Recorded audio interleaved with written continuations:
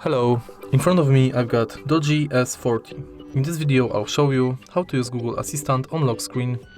Firstly, go to Google app,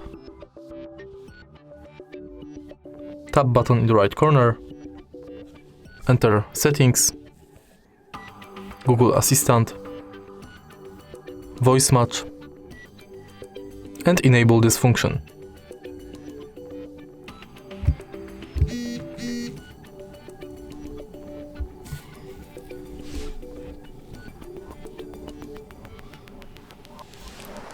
Continue, go back,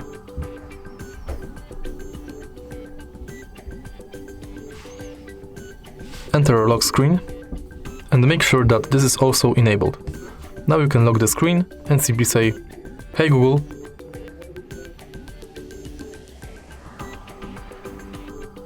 hey Google, what's the weather like today?" It's 50 and sunny. Today, it'll be partly cloudy, with a high of 54 and a low of 29. If you find this video helpful, please leave like, comment and subscribe.